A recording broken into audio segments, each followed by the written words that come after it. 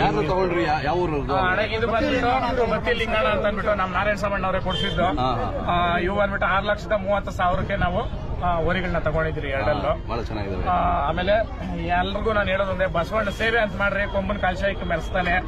ಆ ಬಸವಣ್ಣನ ಇಟ್ಕೊಂಡು ಬೇರೆ ಬೇರೆ ರೀತಿನಲ್ಲಿ ಇನ್ನೊಬ್ಬರನ್ನ ತೆಗಳಿಸೋದು, ಇನ್ನೊಬ್ಬರನ್ನ ಇದು ಮಾಡೋದು ಮಾಡೋ ಅವಶ್ಯಕತೆ ಇಲ್ಲ. ಇವತ್ತು ಈ ದೇವ್ರ ಸನ್ನಿಧಾನದಲ್ಲಿ ಹೇಳ್ತೀನಿ, ಯಾರೇ ಆಗಲಿ ಬಸವಣ್ಣ ದೇವ್ರ ಕಟ್ಟದವ್ರು ಎಲ್ರೂ ರೈತರೇನೇನೆ. ಇನ್ನೊಬ್ಬರು ರೈತನ ತೆಗಳಿಸ್ತಾನ ಅಂದ್ರೆ ಅವ್ನು ರೈತನಾಗಿರಲ್ಲ, ಅವನು ಬೇರೆನೇ ಆಗಿದ್ರೆ ಮಾತ್ರನೇ ಅದು ಮಾತಾಡಕ್ ಸಾಧ್ಯ.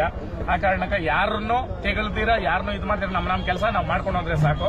ಕೆಲಸ ಮಾತಾಡಬೇಕು, ನಾವು ಮಾತಾಡೋದಕ್ಕಿಂತ ಜಾಸ್ತಿ ಕೆಲಸ ಮಾತಾಡಬೇಕು. ಆ ಕಾರಣಕ್ಕೆ ಇವತ್ತು ಈ ಸ್ವಾಮಿಗಳು ನಮ್ಗೆ ಆಶೀರ್ವಾದ ಮಾಡೋರೆ. ಆಮೇಲೆ ನಮ್ಮ ಬೆಂಗಳೂರು ಸುತ್ತಮುತ್ತ ಇರೋರ್ಗೆಲ್ಲಾನು ನಮ್ ಘಾಟಿ ಸುಬ್ರಹ್ಮಣ್ಯ ಅಂತಂದ್ರೆ ಕೆ ಸುಬ್ರಹ್ಮಣ್ಯಕ್ಕೆ ಹೋದಷ್ಟೇನೇನೆ ಫಲ ಇಲ್ಲಿ ನಮ್ಗೆ ಸಿಗ್ತಾ ಇದೆ. ಆ ಕಾರಣಕ್ಕೆ ಅನುಗ್ರಹ ಇದೆ. ದೇವ್ರ ಬಗ್ಗೆ ಎರಡು ಮಾತು ಹೇಳಿ. ಹೌದು, ಕ್ಷೇತ್ರ ಬಂದು ಇದೆಲ್ಲ ಸರ್ಪ ಕ್ಷೇತ್ರ. ಸುಬ್ರಹ್ಮಣ್ಯ ಇದೇನಪ್ಪ ಅಂದ್ರೆ ತಾನಾಗೆ ಉದ್ಭವ ಆಗಿರತಕ್ಕಂತ ಒಂದು ಪುಣ್ಯಕ್ಷೇತ್ರ. ಈ ಭಗವಂತನ ಸನ್ನಿಧಾನದಲ್ಲಿ ಎರಡು ದೇವರು, ಪೂರ್ವಾಮುಖವಾಗಿ ಸುಬ್ರಹ್ಮಣ್ಯೇಶ್ವರ, ಪಶ್ಚಿಮಾಮುಖವಾಗಿ ಲಕ್ಷ್ಮೀ ನರಸಿಂಹಸ್ವಾಮಿ ಇದ್ದಾನೆ.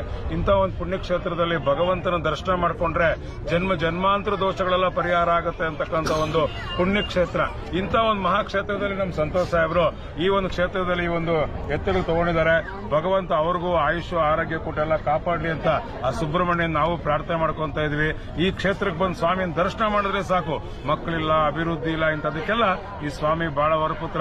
ನೀವು ಎಲ್ಲ ಸ್ವಾಮಿ ನೋಡಿ ಆ ಸ್ವಾಮಿ ಅನುಗ್ರಹದಿಂದ ಒಳ್ಳೇದಾಗ್ಲಿ ಅಂತ ನಾವು ಇವ್ರ ಪರವಾಗಿ, ಕ್ಷೇತ್ರದ ಪರವಾಗಿ ನಮಸ್ಕಾರ ಮಾಡ್ತೀವಿ. ಮೆರವಣಿಗೆ ಆಂಜನೇಯ ದೇವಸ್ಥಾನ ಮೆರವಣಿಗೆ ಇರುತ್ತೆ. ನಮ್ಮ ಜೊತೆ ಪಾಲ್ಗೊಳ್ರಿ. ಈಗ ಅಲ್ಲಿಗೆ ಹೋಗೋಣ.